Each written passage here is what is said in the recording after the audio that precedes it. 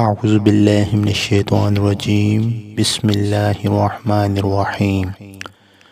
جو شخص بروز جمعۃ المبارک اس درود شریف کو ایک مرتبہ پڑھے گا تو مرتے وقت آقا دو جہاں صلی اللہ تعالی علیہ وآلہ وسلم کی زیارت اسے نصیب ہوگی۔